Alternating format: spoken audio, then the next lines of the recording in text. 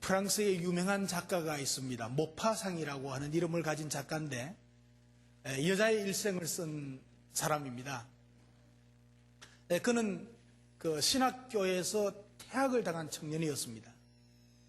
신학교 다니다가 퇴학을 당했으니까 이제 신앙과 결별하기로 작정을 했습니다. 그리고 자신이 주인이 된 인생을 살기로 결심을 했습니다. 자기가 주인이 되어서 이제 자기 인생을 살아갑니다. 그런데 이 사람이 문학의 뜻을 두고 노력을 했습니다. 그런데 10년 만에 유명한 자가 되어가지고 돈을 많이 모았습니다. 엄청난 돈을 모았습니다. 지중해에서 요트를 가지고 있었답니다. 저는 요트 하면요 몇백만 원이면 되는 줄 알았어요. 매득 몇십억이 든답니다. 그리고 노르망디에 대저택을 가지고 있었어요. 그리고 파리에는 호화 아파트를 가지고 있었어요. 그리고 쉴 새 없이 애인을 바꾸면서 살았답니다. 좋겠어요. 비평가들은요, 문학 비평가들은 그에게 찬사를 보냈습니다. 그의 문학은 대단하다고요. 그리고 수많은 그의 팬들이 그를 흠모했습니다. 그의 은행에는 얼마든지 쓸 수 있는 아주 넉넉한 돈이 있었습니다. 그러나 그는 안질병이 있었고 불면증에 시달리게 되었습니다.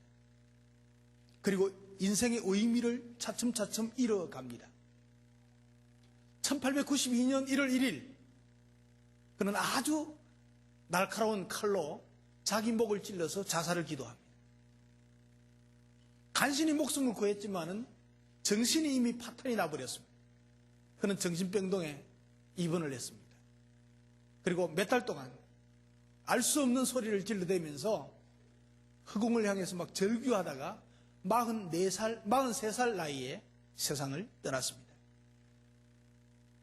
그의 묘비에는 말년에 그가 자주 외친 삶의 독백을 기록했는데 이렇습니다. 나는 모든 것을 소유했지만 결국 아무것도 가지지 못했다. 그는 부자의 꿈을 이룬 것 같았습니다. 자기가 주인이 되어서 살아서 성공한 것 같았습니다. 그러나 실상은 가장 처절하게 가난한 인생을 살게 되었던 것입니다. 사랑하는 성도 여러분, 그러나 오늘 예수님은 서머나 교회의 성도들에게 이렇게 말씀합니다. 너희는 가난한 것 같지만 실상은 부유한 자들이다. 이렇게 말씀하고 있습니다. 조금 전에 이야기드린 모파상과 정반대의 인생을 산 사람들이 바로 서머나 교회의 성도들이었습니다. 그리고 이들의 공동체가 바로 서머나 교회였던 것입니다. 서머나 교회는 소아시아 7교회 중에 빌라델비아 교회와 같이 책망이 없었던 교회입니다. 7교회 중에 5교회는 책망을 받았고요. 2교회는 책망이 없었어요. 그 서머나 교회를 향한 칭찬은 그렇습니다. 네가 복음 때문에 환난을 당하고 물질적으로 궁핍함을 견디는 것을 내가 안다. 이렇게 말씀하고 있습니다. 여기서 궁핍은 보통 가난한 정도가 아닌 거의 헐벗고 굶주리는 수준을 나타내는 말입니다. 그러나 실상은 네가 부유한 자다. 이렇게 말씀합니다. 인생이 아무리 가난의 연속이었어도 그 환난 당할 가치가 있는 것이라면, 그리고 그 환난과 고통을 내 인생의 주인이신 주님께서 알아주신다면 견딜 수 있지 않겠습니까? 원수 사탄이 우리를 아무리 배고프게 할지라도 하늘의 만나로 우리의 영혼을 부유하게 채워주신다면 우리는 부자로 살 수가 있습니다. 서머나 교회는 삶은 가난해서 궁핍했지만은 영적으로는 아주 부유한 자들이었습니다. 그래서 오늘 설교 제목을 영적 부자가 됩시다 그랬습니다. 우리 옆 사람 보고 영적 부자가 되십시다. 한 번 더요. 꼭 되세요. 오늘 나오는 이 서머나는 터키의 3대 도시, 세 번째 도시입니다. 현재는 서머나라는 말을 쓰지 않습니다. 그 사람들은 서머나라는 이름을 모릅니다. 알지도 못합니다. 지금은 이즈밀이라고 합니다. 그 도시가 이즈밀인데 제가 이틀 잤습니다. 아주 아름다운 해안 도시입니다. 이것은 이제 사진은 산으로 올려보는 거고, 또 바다에서 사진 찍은 것은 저녁 때니까 아주 멋있죠. 그런데 서머나 교회는 말이죠. 교회 흔적을 아직 찾지를 못했습니다. 그리고 그 당시에 아주 중심과 그 시장을 복원하고 있었는데 그곳에 갔었습니다.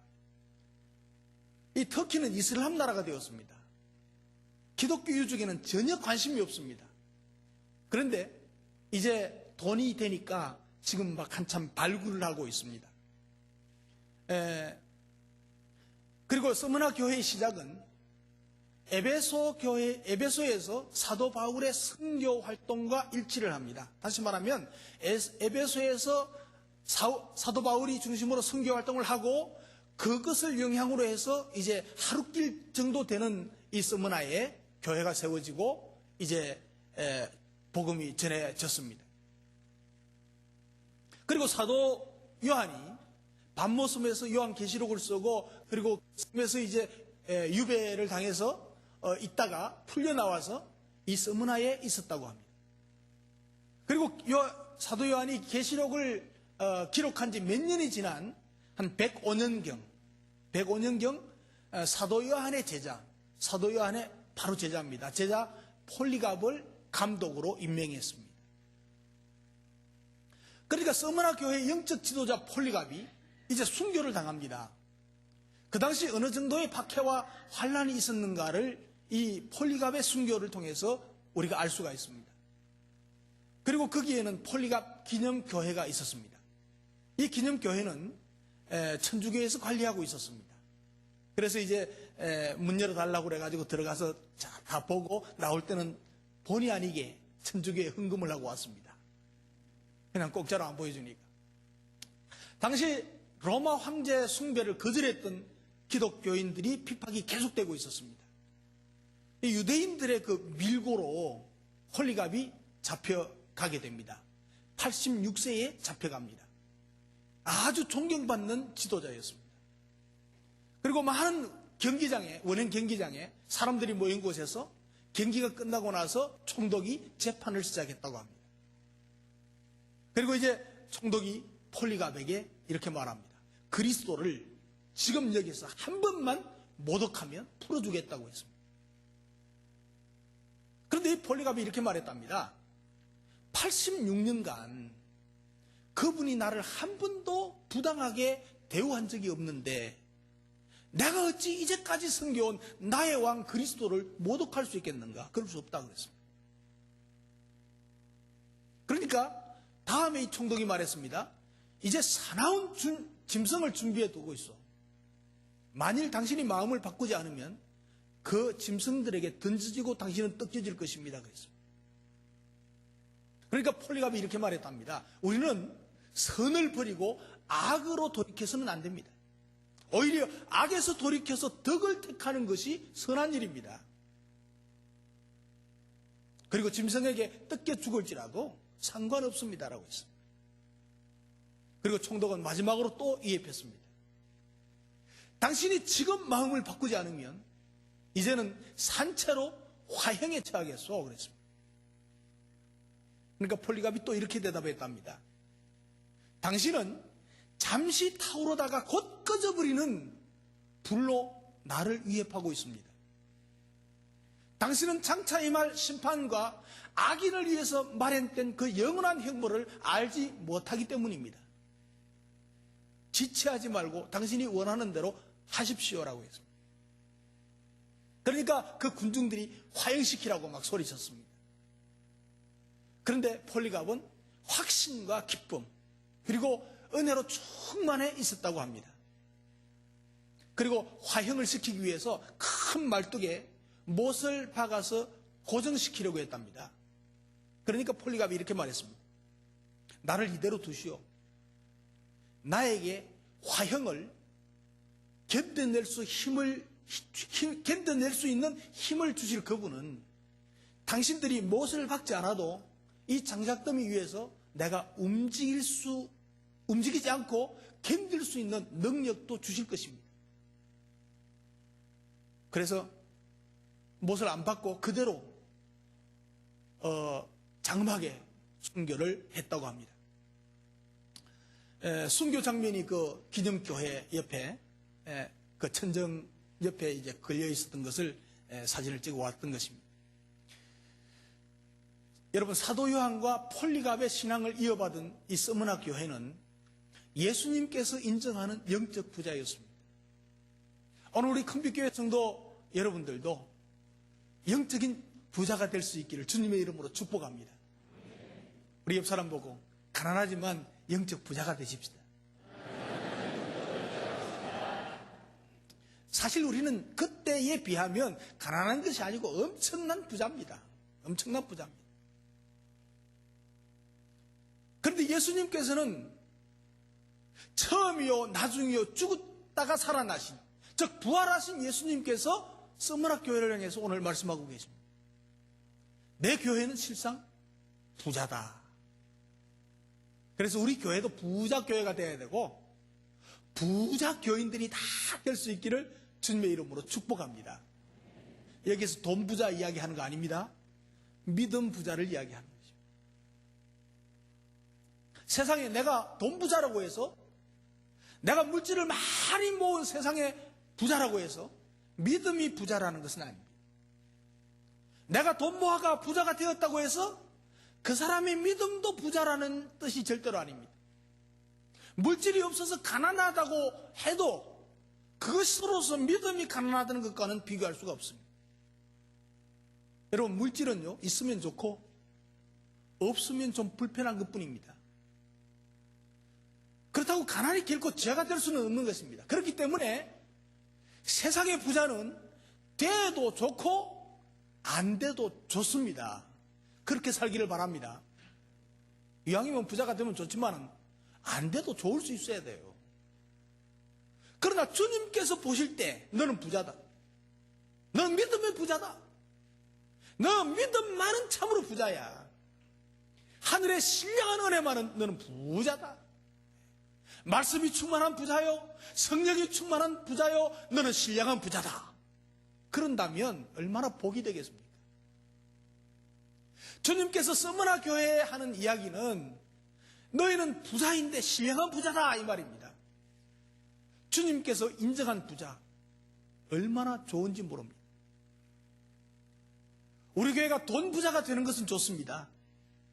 돈이 많은 부자가 많이 오면 좋겠죠.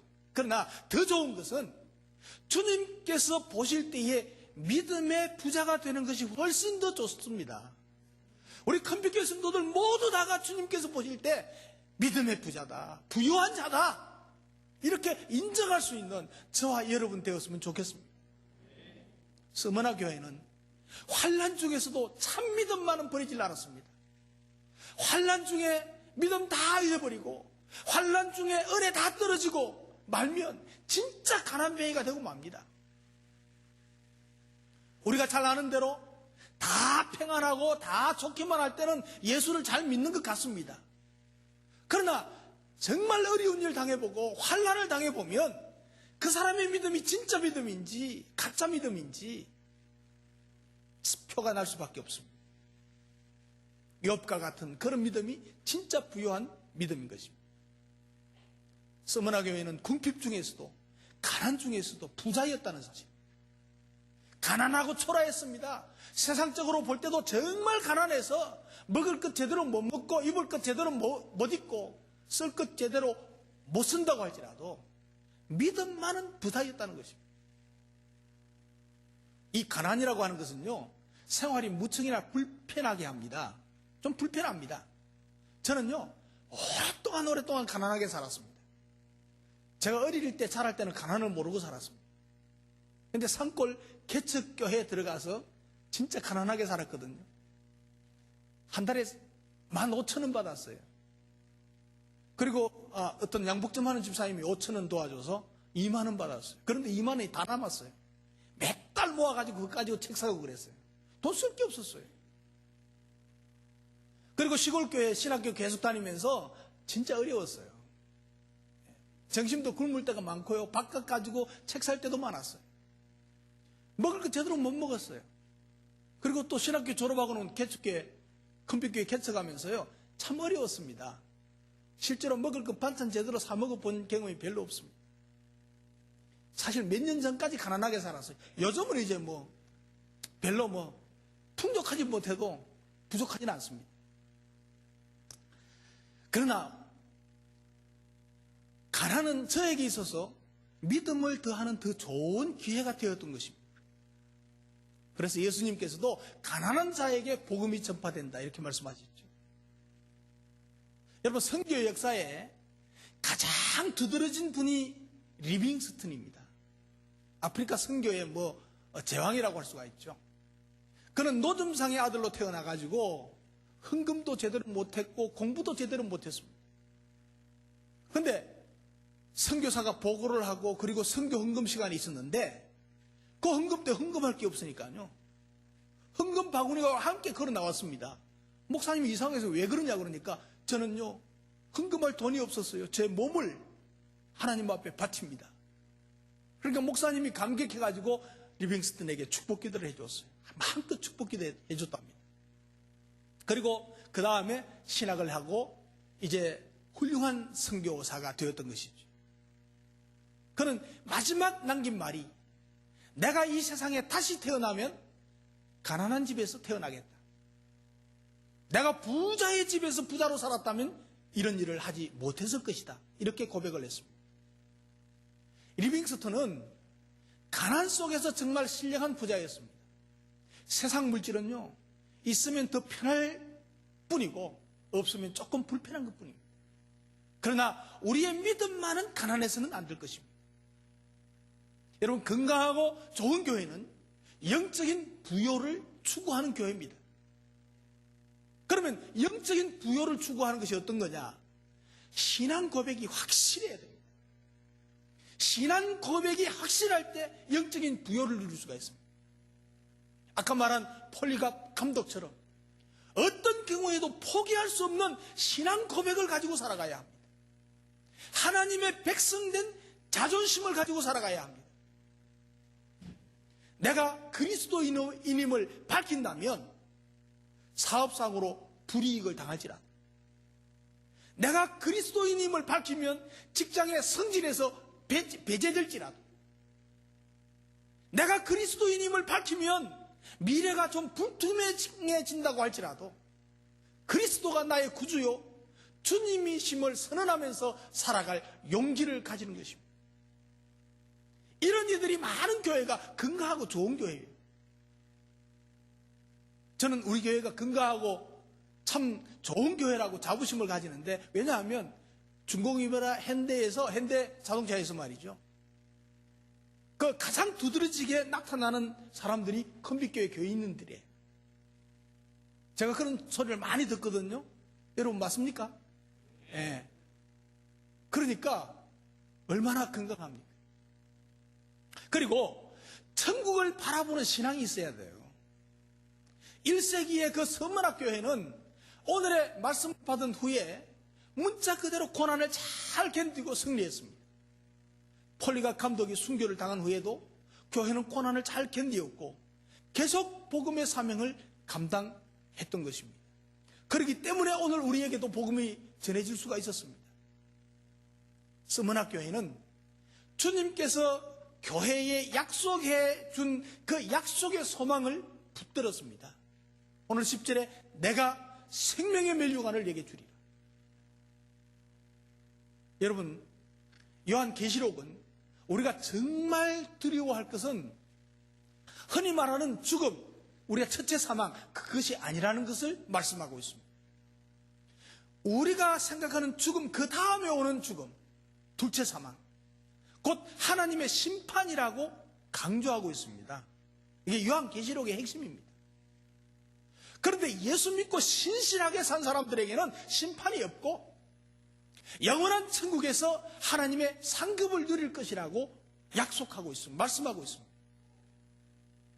오늘날 그리스도인들이 현실에 쉽게 타협하고 연약해지는 그 원인은 천국 신앙에 대한 확실한 믿음이 없습니다. 이것이 약화되었기 때문에 그렇습니다. 오늘 살기가 너무 편하고 좋아서 그런지 모르겠어요.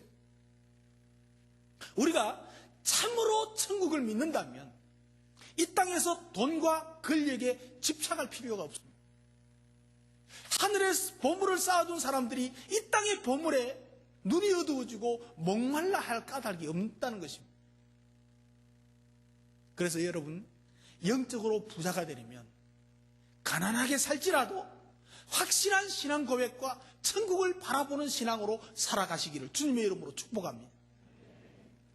그리고 그 하늘나라에서 생명의 면류관을 받는 것이 얼마나 귀중한지 모릅니다. 옆 사람 보고요, 생명의 면류관을 꼭 받으십시다. 네. 오늘 10절에 보면 네가 죽도록 충성해라. 그리하면 내가 생명의 면류관을 네게 주겠다. 우리가 해야 될 일은 뭡니까? 죽도록 충성하는 일이에요. 그러면 생명의 면류관을 주시겠다는 것입니다. 주님이 원하는 그 충성에는 몇 가지 의미가 있는데요. 변절하지 말아라는 의미가 있습니다. 즉 죽음이 앞에 닥치더라도 변절하지 말고 믿음을 배반하지 말고 충성하라는 뜻입니다. 괴로우나 즐거우나 평안할 때나 환난을 당할 때나 꾸준히 믿음을 지켜나가는 것이 충성이라는 말입니다. 기분 좋을 때는 반짝 열심을 내다가 조금 욕을 먹거나 억울하게 오해를 받을 때는 싹 돌아서 변절해버리면 그것은 충성이 아니라는 말입니다. 초대교회 크리스찬들은 핍박을 피해서 여러 나라를 지나서 그 먼 터키 지역에 토굴을 파고 동굴을 파고 캄캄한 지하에서 살다가 거기서 죽으면서도 믿음을 지켜 믿음의 대를 이어나갔습니다. 제가 가보진 않았지만 이태리나 로마에 가도 지하 동굴에서 살다가 죽는 카타콤이 있어요. 카타콤. 습기 찬 그 지하 동굴에서 살다가 죽으면 그곳에 또 다른 굴을 파서 그 옆에 넣어두고 장례를 치르고 그 시체와 함께 살았어요. 그렇게 믿음을 지킨 사람들이 그 초대교회 시대에 400만 명 이상이 된대요. 전 세계에 흩어져서. 여러분이 죽도록 충성하라는 이 말은 최선을 다해서 충성하라는 의미가 있습니다. 죽는 날까지 라는 의미도 있죠. 여러분, 충성에는 꾸준하게 한결같이 충성하는 것이 중요합니다. 주님의 달란트 비유 보면요, 5달란트 받은 사람은 5달란트 남겼죠. 2달란트 받은 사람은 2달란트 남겼습니다. 그런데 우리가 볼 때는 5달란트 남긴 사람 칭찬 더 받아야 돼요. 그러나 주님께서는 뭐라고 했습니까? 둘 다 똑같이 충성했기에 상급의 크기가 똑같았다고 말씀하고 있습니다. 이 중요한 말씀입니다. 주님께서 칭찬과 상급을 이야기할 때 글자 하나도 안 틀리고 똑같이 말씀하고 있습니다. 잘하였도다 착하고 충성된 종아, 네가 작은 일에 충성하였음에 내가 많은 것으로 너에게 맡기리니 내 주인의 즐거움에 참여하리라. 작은 충성도 하나님께서는 크게 보십니다. 얼마나 많이 남겼느냐가 아니고 자기의 역할을 얼마나 감당했느냐가 중요한 것입니다. 그래서 오늘 본문에서는 내가 생명의 면류관을 내게 주리라, 충성한 자에게 말씀하고 있습니다. 처음에는 무엇이든지 맡아서 충성되게 다 잘할 수 있습니다. 그러나 그 열심이 얼마나 오래 가느냐가 문제입니다. 작심삼일이 되는 사람이 많습니다. 용두삼이가 되는 사람이 많습니다. 작심삼일이 되고 용두삼이가 되면 안 된다는 말입니다. 주님의 일은 꾸준히 최선을 다해서 죽는 날까지 변함없이 충성하는 것이 충성이에요. 그래서 주님은 충성을 가장 귀하게 보십니다. 죽도록 충성해라. 그러면 생명의 면류관을 내게 주리라. 주님 말씀하시죠. 미국의 스탠더드의 석유회사 스탠더드 석유회사 그 점은 아치볼드라고 하는 사람 이야기가 있습니다. 이 사람이 하나의 그 평범한 사원이고 점원인데 얼마나 회사를 위해서 충성했는지, 호텔에 가서 숙박계를 쓸 때 자기 이름을 안 쓰고 한 통 4달러 스탠더드 석유 그랬었답니다. 자기 회사 이름과 가격을 쓴 거죠. 그리고 또 어떤 장소에서 자기가 말할 기회가 생기면 항상 한 통 4달러 스탠더드 석유 그리고 나서 할 말을 했다는 거예요. 그러니까 이게 소문이 날 거 아닙니까? 그래서 그의 별명이 뭐겠어요? 한 통 4달러 스탠더드 석유. 그러니까 이 소문을 이제 석유왕 록펠러가 들었습니다. 그 스탠더드 회사의 회장이죠. 회장이 이 소문을 듣고 이 사람을 불러가지고 아치보드를 불러가지고 식사를 하면서 대화를 나누었습니다. 근데 록펠러가 너무너무 놀랐습니다. 그가 회사를 위해서 그렇게 알뜰하게 전력을 다해서 열심히 충성한다는데 완전히 감동받았습니다. 그래서 록펠러는 그를 자꾸 들어서 높이 썼습니다. 그리고 나중에는 록펠러의 뒤를 이어서 세계 최대의 석유회사 사장이 된 사람이 평직원이었던 아치볼드였습니다. 우리나라도 이렇게 되었으면 얼마나 좋겠습니까? 여러분, 사람도 자기 회사에 충성하는 사람을 높이 세우고 물려주는 경우도 있습니다. 하물며 하나님은 심은 대로 거두실 뿐만 아니고 30배, 60배, 100배로 채워주시는 분이심을 믿으시기 바랍니다. 네가 죽도록 충성해라. 그리하면 내가 생명의 면류관을 너에게 주리라. 하늘의 상급뿐만 아니고 이 땅에서도 반드시 칭찬과 복을 주시는 분이심을 믿으시기 바랍니다. 주님을 위해서, 복음을 위해서 죽도록 충성하는 큰빛교회 지체가 되시기를 주님의 이름으로 축원합니다. 복음을 위해서, 영혼 구원을 위해서 죽도록 충성해서 생명의 면류관을 받아 누리는 영적 부자가 되시기를 주님의 이름으로 축복합니다. 함께 기도하겠습니다.